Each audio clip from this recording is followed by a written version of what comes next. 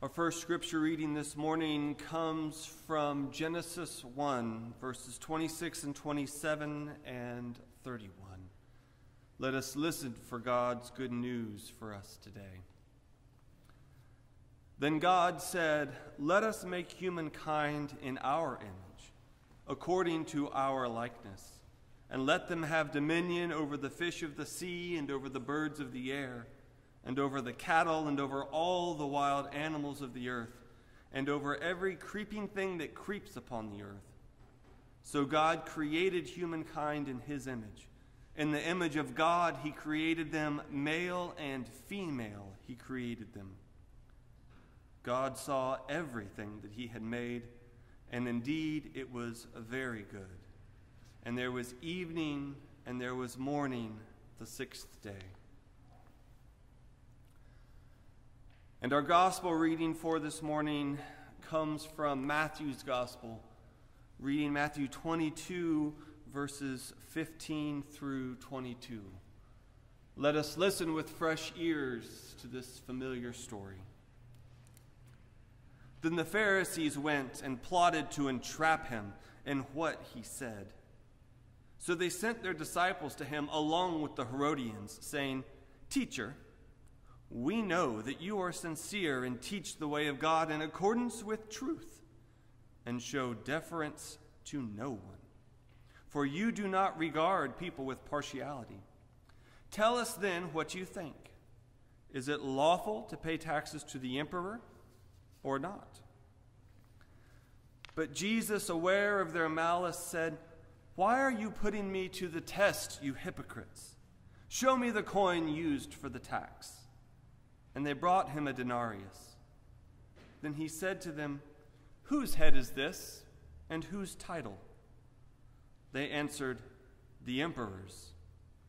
Then he said to them, "Give therefore to the emperors the things that are the emperor's, and to God the things that are God's." When they heard this, they were amazed, and they left him and went away. Friends, this is the word of the Lord. Thanks be to God for it. Well, their trap was perfect. It was meticulously planned, carefully orchestrated, born out of a rare moment of bipartisanship, because they hated and feared Jesus more than they hated and feared one another, which was quite a bit. Even still, they talked it over, rehearsing the wording and looking for loopholes more times than they could count, and they were sure that this would work. He didn't have a way out of this one. If he leaned towards Rome, if Jesus said, "Yes, you're supposed to pay taxes," well, the Pharisees had him, because they didn't believe that taxes were legal, and they could denounce his piety as someone who was a son of God. Of course, if he denied Rome, all the better, because then he could be arrested on the spot. He couldn't get out. Everything was perfect. All that was left was for Jesus to take the bait. I mean, you can almost hear the giddy excitement in their voices, which must have been dripping with sarcasm. "Teacher, we know that you are sincere and teach the way of God in accordance with truth, and show deference to no one, and do not regard people with partiality. Tell us what you think." Of course, we've read the whole story. Despite their best efforts, things don't go to plan. Jesus takes a coin, noting that it bears Caesar's image, and sidesteps their trap with what becomes one of the most famous quotes of the New Testament. "Give therefore to the emperor the things that are the emperor's, and to God the things that are God's." Now, to the original hearers of this line, some pretty loud bells would have started going off when Jesus started talking about God and image bearing. Pharisees, Herodians, disciples, well, the Jewish people They knew their scriptures. And image bearing is a loaded phrase, instantly recalling not only the passage that we just read from Genesis 1, but also from Genesis 5 and Genesis 9. For we people are bearers of the image of God. So last week, our family once again participated in one of the more painful of family traditions. We once again got dressed and gathered for family photos. If you haven't participated in family photos before, that you know it is quite an event. The outfits have to be just right, showers have to be taken, hair has to be done. On the kids, that means the hair has to be done just right. And kids know when they have leverage over you. They know when there is something that you want, and they know when there is a timeline you are on, and they know how to make that hard. Which means that by the time that we are in the car and late to our photo shoot, and we are told to put our arms around each other and smile, it's like, geez. Like, the last thing we want to do for that first photo is pretend to be happy. But we survived the shoot. We actually had some fun doing it. And a few days later, we got our first proofs back. And they were magical. Yes, the first couple did manage to catch Hannah, I think playfully, mean-mugging the camera.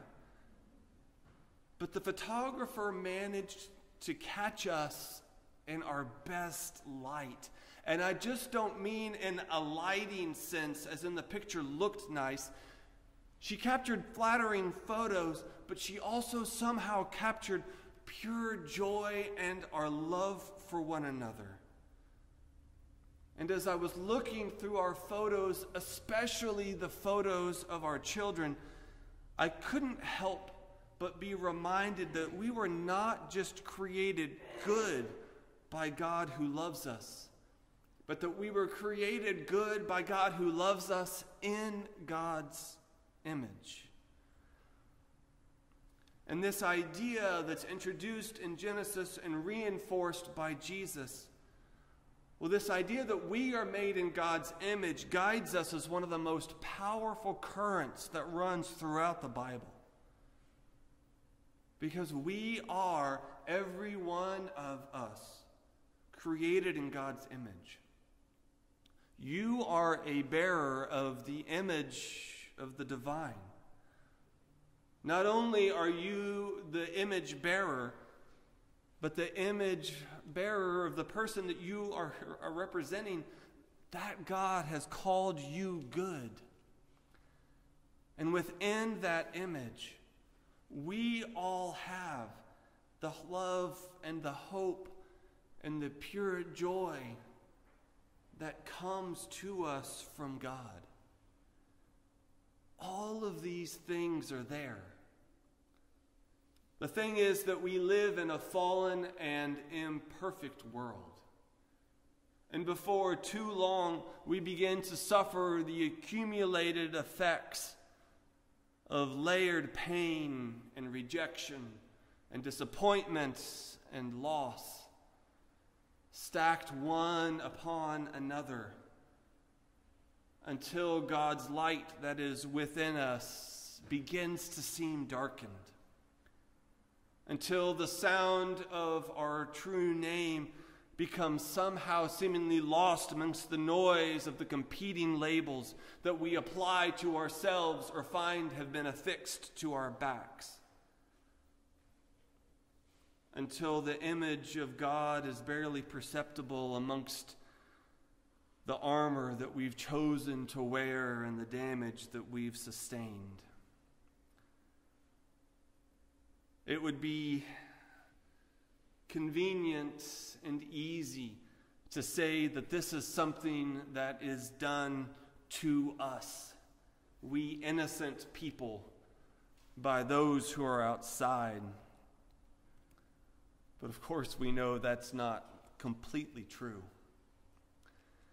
I don't want to throw any of you under the bus, but if I use myself and I'm honest, I know that if someone is standing in my way, if they are diametrically opposed to my position, if they take a cheap shot and are nasty, if they embarrass me, well, it's much easier to see them as my enemy or to see them as other, and then to conveniently ignore that they bear the image of God. I mean, let's be honest. When someone cuts you off in traffic, when someone snarks on a post on Facebook or on Twitter, the first thought that comes to your mind probably isn't, oh, look at that lovely bearer of God's image. I mean, it might be that that thought doesn't occur at all. And that's helpful to us, because if they don't bear God's image, if they are other, well, then it's easier to write them off. It's easier to ignore them. It's easier even to hit back and to attempt to wound as we have been wounded, except for that we know where that road leads. And it certainly isn't to wholeness or to healing for anyone. We know that we can be. We know that we are wounded by others. But it's also the case that some of our wounds are self-inflicted. It is sometimes just as easy for us to forget that the person staring back at us in the mirror is a bearer of God's image. I mean, it comes to us slowly in small ways. It happens when we say, I'm so stupid, when what we meant to say was, that thing that I just did was so stupid. It happens when we say, I'm just no good, when what we meant was that was no good and I've made a mistake.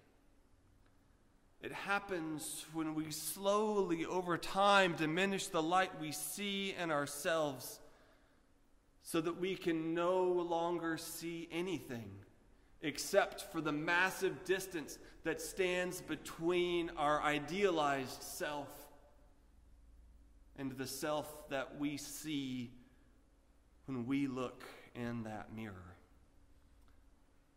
This place is a place of self-fulfilling prophecies and mislabeled exits, all of which invite us to place our value in something other than being created in God's image, so that we end up effectively rendering unto Caesar what is God. But here's the thing. This light captured in the photo, the joy and hope and love of God's image, all of these things are still there, whether we can see them or others or not, whether we can see them in the mirror or not.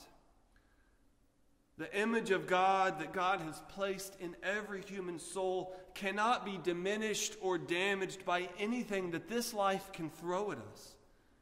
Meaning that no matter what competing voices or low self-esteem or anger or violence or anything else that might come our way from a world that just simply doesn't know how to live perfectly,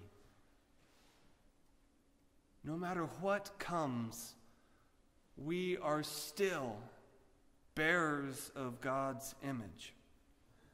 And that, and only that, is mine and your and our only source of value and identity. Because that is what was created good and then redeemed from the inevitable falls that we all take by Jesus Christ. And that, no more and no less, is what we are called to offer back to God in exchange for this wild life that we get to live. Because this, of course, is the true essence of the question that they are asking. The trap so connivingly prepared was actually seeking one of the greatest truths which we all seek. What is it that we owe to God for this one great life? We know what we owe to the government for that part of our lives, but what about the rest of it? What about the smile in our children's faces or the leaves changing colors on the tree? The warmth of embrace or the joy of song or of quiet moment? What about the hope and the light and the love that we feel? What do we owe for these things? Friends, we are created in God's image. We are image bearers. And since we bear the image of God, we are called to render unto God what is God's, and to spend our lives giving that life back to God, finding ways to share this hope and this light and this life, finding ways to spread this love and to help others to see the light in the image of God within themselves. May you know that you are so loved. And may you go after this service is over and find the first mirror that you can come across and look into it so that you can see the image of God that is clearly upon your face and know that God created you good. May we have the courage to make the same assumption about others, even the other, even those we might spend our lives competing against, for we are all created in God's image. Friends, thanks be to God for this good news.